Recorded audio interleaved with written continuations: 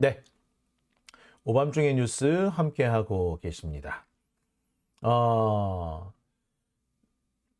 민시민님, 이재명 민주당 잘한다. 검사 TF팀 잘한다. 예, 이게 지금 뭐냐면 검찰 독재 검찰 독재를 지금 타도하는 아니 검찰 독재 관련 TF 그 투쟁 TF에서 지금 하고 있는 거죠. 예, 지금 착착 진행이 잘 되고 있는 것 같습니다. 예. 자, 나훈님, 김진표가 또 반대하면 열받아 뒤지겠네요. 자, 김진표가 언제까지는 그러지 못할 거예요. 왜냐하면 김진표가 자신의 후계자가 있지 않겠습니까? 자기 뭐 아들이 됐든 자기 뭐 데리고 있던 뭐 후배가 됐든 뭐 하여튼 뭐 그런 사람이 있을 터인데, 자, 그 사람이 공천을 받아야 되니까 지금처럼 이렇게 김진표가 계속 깐족됐다가는 걔들이 전혀 공천을 못 받겠죠. 이른바 김진표계가 왕창 무너지는 상황이 생길 겁니다. 더군다나 지금처럼 하면은 김진표가 향후에 뭐 그 민주진보 진영에 남아 있을 수가 없게 되는 상황이 될 거예요. 그래서 언제까지 지금처럼 목리를 부리지는 못할 겁니다. 일단 지금은 목리를 부리고 있는데 더 이상 목리를 부릴 경우 하다못해 문희상도 보세요. 문희상 같은 사람도 노무현 재단 이사장하고 그러지 않습니까? 김대중 재단 이사장 이런 거 막 뭐 이렇게 퇴임한 그 원로 정치인들이 그런 거 막 맡고 하거든. 그런데 지금처럼 깐족되고 이런 식으로 하면은 목리 부리고 하면 그런 거 할 수 있겠어요? 못하죠. 예. 그렇기 때문에 더 이상 어느 수준 이상은 못해요. 지금이 어떻게 보자면 가장 목리의 최고점이다라고 해도 과언은 아닙니다. 자, 오밤중의 뉴스 함께하고 계시는데요. 지금 수원 쪽에 나와 있는 사람들 웬만하면 다 김진표계예요. 한두 사람 빼고. 자, 함께하고 계십니다. 자, 그러면 제가 준비한 세 번째 주제로 넘어갑니다. 세 번째 주제는요. 증거 차고 넘친다더니 법정에서 쩔쩔맨 검찰입니다. 자, 지난 한 주 동안 이재명 대표와 관련된 재판이 두 차례 열렸습니다. 한 번은 뭐 대장동, 그다음에 그 백현동, 그다음에 위례지구, 그다음에 또 뭐 그 위증교사 요 네 가지 혐의가 묶여져 있는, 어떻게 보자면 지금 현재 가장 크게 진행되고 있는 형사 33부 사건이 하나 있고요. 또 형사 34부에서 진행을 하고 있는 이재명 대표의 선거법 관련 재판, 이게 또 열렸습니다. 각각 한 차례씩 열렸어요. 자, 근데 이 재판에서 두드러진 특징이 있습니다. 재판의 주제는 달랐습니다. 서로 다른 재판이에요. 하지만 양상이 상당히 비슷하게 진행됩니다. 검찰은 이재명 대표를 기소를 하면서 증거가 차고 넘친다라고 큰 소리 쳤지 않습니까? 그런데 그 차고 넘친다는 증거가 나오지 않았을 뿐만 아니라 오히려 이재명 대표 측의 강력한 반발과 반박에 거기에 말려들면서 검찰이 쩔쩔매는 양상이 보여졌습니다. 그 차고 넘친다는 증거는 다 어디다 두고 왜 검찰은 법정에서 쩔쩔매야 했을까요? 자, 사실 이유는 간단합니다. 제가 몇 차례 설명을 드린 바 있습니다만 형사법이 처벌의 대상으로 삼는 것은 행동입니다. 행위예요. 피고인이 어떤 위법한 행위를 했다. 그 행위에 대한 처벌을 하는 겁니다. 피고인이 어떤 행위를 했는데 이 행위가 어떤 법을 위반한다. 따라서 처벌해야 된다. 이게 형사법이거든요. 따라서 제일 첫 번째는 뭐냐면 어떤 행위가 있었다라는 것만 일단 그것부터 일단 확정을 지어야 됩니다. 그래야지 그 다음 단계로 넘어가는 거지. 자, 이런 거예요. 살인죄다. 그러면 사람이 죽었다. 사람이 죽었다는 증거가 있어야겠죠.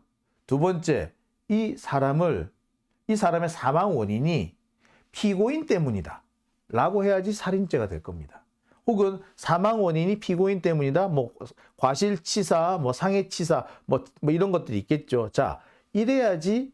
예. 자, 그런데 그 사망의 원인이 되는 행위, 피고인의 행위는 뭐 칼을 찌른 거였다든지 이러면 살인이고, 밀었다든지 이런 과실이고, 때렸다든지 이러면 상해치사고 뭐 이렇게 있죠. 자, 요렇게 행위를 구체화해서 그 행위가 있다, 존재했다는 것이 확인이 돼야지 그 다음부터 처벌 단계로 넘어가는 겁니다. 행위가 있고, 근데 그 행위가 위법한 행위였느냐는 판단을 다시 하는 겁니다. 예컨대 사망한 사람이, 피해자가 지가 먼저 칼 들고 혹은 총 들고 설쳤어. 그래서 피고인이 그것을 막기 위해서, 방어하기 위해서 칼을 휘두르다가 어이구 어쩌다 보니까 그 피해자가 숨져버렸어. 그랬으면 이 피고인의 행위는 정당한 행위죠. 사망에 이르게 했지만, 칼을 휘둘렀지만 그건 정당한 행위죠. 그렇기 때문에 이것은 처벌하지 못하게 되는 겁니다. 자, 이렇게 단계가 있어요. 형사법이라든지 모든 법이 다 마찬가지입니다. 기본 단계가 있는데 그 첫 단계가 행위가 존재했다라는 거거든요. 따라서 이 행위가 존재했다라는 것을 먼저 입증을 해놓고 그 다음 단계로 넘어가야 돼. 근데 문제는 뭐 행위가 있었다는 거를 검찰이 지금 전혀 입증을 못하고 있는 겁니다. 정확하게는 지금 검찰이 기소한 행위가 무엇인지도 애매해요. 배임이면은 자신의 임무를 배신해서 자신의 임무에 배신해서 다른 사람이나 제3자 혹은 자신한테 누군가에게 부당한 이익을 줬을 때 이게 배임인데, 그랬으면 이익을 준 행위가 있어야 되잖아요. 그 행위가 무엇이다라고 꼭 찝지를 못해. 백현동만 해도 그래요.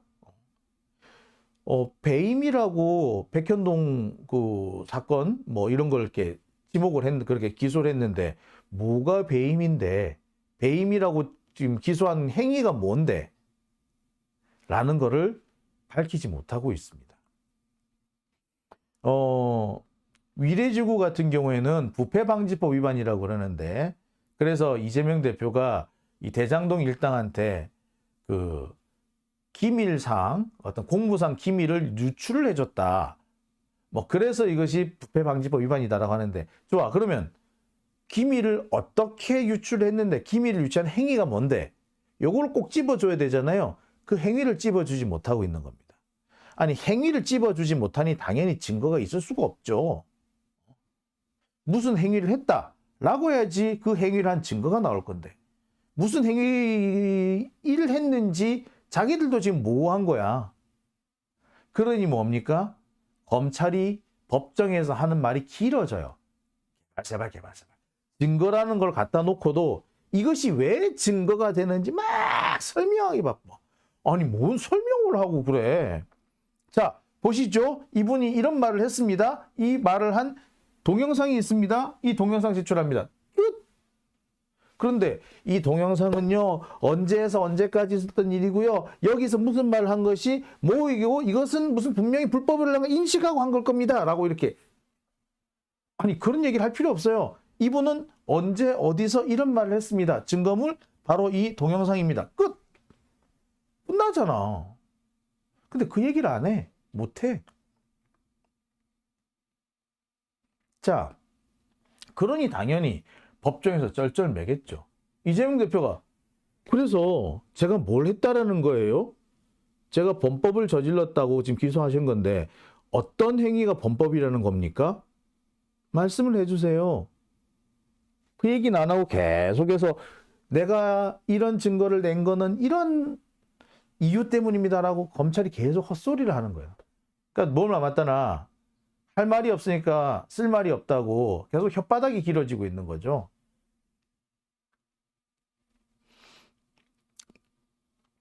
자, 보셨다시피 지난 한 주 동안 두 차례의 공판이 있었습니다. 하나는 백현동, 대장동, 위례지구 위중교사 등과 관련된 재판, 형사 33부 재판, 그 다음에 선거법 관련 재판, 형사 34부 재판. 이 대장동, 백현동, 위례지구와 관련돼서는 유동규 증인신문이 있었고요. 이 유동규 증인신문은 증거인멸 교사와 관련된 부분이었습니다. 유동규가 나가지고 헛소리 찍혔죠. 그 다음에 백현동 이 선거법 관련해 가지고는 서증 조사가 이루어졌어요. 자, 여기서 유동규는 증인신문을 받았다라고 했죠. 그러면서 핵심은 증거인멸교사 정진상 실장이 유동규한테 증거를 인멸하라고 지시를 했다라는 거예요. 자, 그 부분에 대한 재판이 진행됐고 그 부분에 대해서 유동규가 떠버렸습니다. 그런데 유동규 이 자리에서 뭔 얘기를 했느냐? 내가 극단적인 선택을 하려 했었다라는 말을 합니다. 이 얘기가 이날 재판에서 가장 핵심적이고 중요한 말이었어요. 언론에서 제일 많이 보도가 됐었습니다. 그런데 이게 증거인멸 교사하고 무슨 상관이 있죠? 극단적인 선택을 하려 한 거하고 증거인멸 교사하고 뭐 네 자체가 증거니? 내 입이 증거예요. 따라서 내가 극단적인 선택을 한 거는 그러면 증거인멸이 되는 거예요. 뭐 이런 건가? 유동규는요, 재판에서 툭 하면 극단적 선택 운운했습니다. 그런데 내가 억울해 죽겠다. 내가 극단적 선택을 왜 했는지 모르겠. 뭐 그런 얘기를 엄청 많이 해. 아니, 네가 극단적인 선택하려는 건 그건 둘째 치고, 이거는 증거가 안 되죠. 이 얘기가 나오면은 언론 좋다고 받았을런지는 모르겠습니다. 하지만 이게 뭘 입증하는 건데? 증거인멸교사에서 뭘 입증하는 건데? 아무것도 입증하는 게 없어요. 그런데도 이런 말을 하는 유동규도 웃기고 이런 말이 나오도록 유도한 검사 새끼들도 웃기고 그걸 그대로 받아 쓴 기자들도 웃기는 거지. 바보들의 행진이에요. 바보들의 합창이야. 웃겨 죽겠어. 하나같이 왜 이런 헛짓거리를 하는지 모르겠습니다. 자, 그 다음 선거법 공판에서는 또 재밌는 일이 벌어졌습니다. 선거법 공판에서는요, 서증조사가 진행이 됐습니다. 서증조사를 한 건 뭐냐면, 그러니까 증거조사가 진행이 됩니다. 아까 말씀드렸듯이, 형사법이라는 것은 누군가의 피고인의 행동을 처벌하기 위함인데, 그러면 그 행동이 존재했었다는 걸 입증해야 된다 그랬죠. 자, 피고인의 행위가 존재했다는 것을 입증할 수 있는 증거들을 쭉 조사를 할 거 아닙니까? 그 증거들 중에서 문서상으로 나와 있는 거라든지 하여튼 뭐 이런 것들을 어떤 기록물 형태로 남아 있는 거 이런 것들을 쭉 조사하는 걸 서증조사라 그럽니다. 이 다음 단계가 되면 이제 증인 신문이 되겠죠. 자, 선거법 공판에서는 국정감사 영상이 여기 등장을 합니다. 증거물로. 이게 뭐냐면은 이재명 대표가 당시 국정감사 과정에서 당시 국힘당 국회의원들이 막 이재명 대표를 이렇게 막 몰아붙이잖아요. 백현동 이거 왜 허가를 이따구로 내줬냐. 그러니까 이재명 대표가 아니 그거 박근혜가 자꾸 안 내주라고 닥달했잖아. 제때 안 내주면은 가만 안 놔두겠다. 직무유기로 처벌할 수도 있다. 이런 얘기를 하니까 어쩌냐. 그거 어떻게 좀 되는 방향으로 만들어 준 거 아니냐. 라고 설명을 했습니다. 자, 바로 이 부분을 가지고 현재 문제 삼아요. 그러면서 자, 이재명이 이런 말을 했어. 라는 얘기를만 하면 그만이야. 근데 검찰이 위법이라는 걸 알면서도 이런 얘기를 한 것이다. 뭐 이렇게 헛소리를 찍찍 갈깁니다. 그러다가 제지를 받죠. 뿐만 아니라 다른 서증조사 과정에서도 서증이 어떠한 내용을 담고 있으며 이 증거가 어떤 내용을 담고 있으며 이 증거는 어떤 행위가 존재했다는 것을 입증하는 겁니다. 라고만 설명해버리면 땡인데 거기에 대해서 부차적으로 의미를 설명하면서 우리는 이렇게 생각합니다. 이건 이겁니다. 라고 이렇게 막 우격다짐을 하려고 하는 거예요. 그러다가 제지를 받는 겁니다. 판사가 그거 그러지 마세요. 그렇게 하는 거 아니지 않습니까? 그건 다음 차례에서 하는 거잖아. 절차대로 합시다. 법대로 하세요. 라고 야단을 맞아요. 그러면서 판사가 뭐라고 얘기까지 하느냐면 지금은 서증조사를 하는 겁니다. 서증조사 범위를 벗어나는 내용이 자꾸 나오는데 그러면 안 돼요. 라고 제지를 해요. 자, 이를 두고 적폐 언론에서는 뭐라고 하느냐면 검찰이 이렇게 말을 하니까 변호인들이 이렇게 반발을 했고, 근데 판사가 변호인 편을 들어주는 척 하면서도 검사가 하게끔 다 내비뒀다.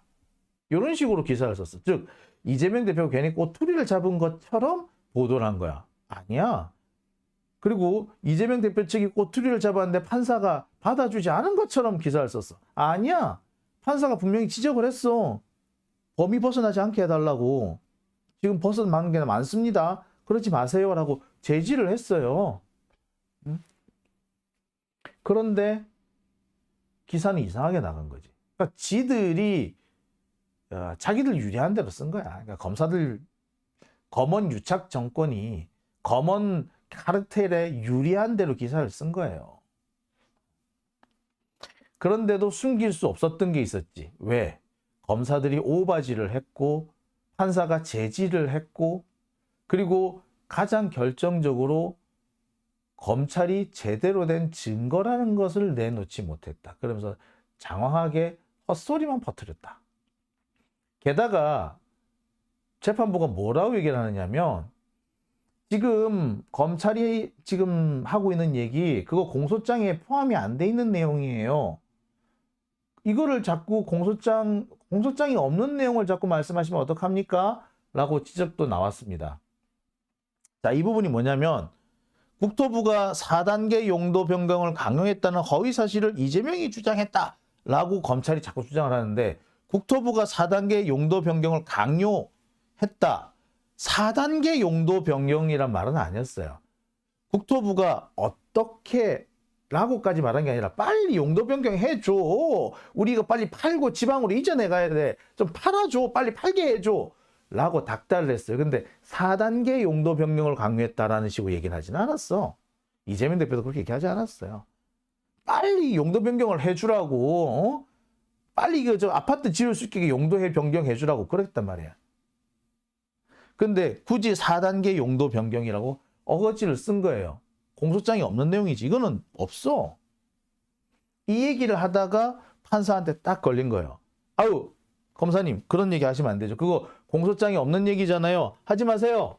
라고 제지를 받은 겁니다. 자, 이것도 거의 보도가 안 됐죠. 그죠? 공소장에 없는 내용이다. 아니, 이것만큼 사실 중요한 내용이 어디 있어요? 재판에서. 검사가 막 떠버렸는데 판사가 그거 공소장이 없는 내용이야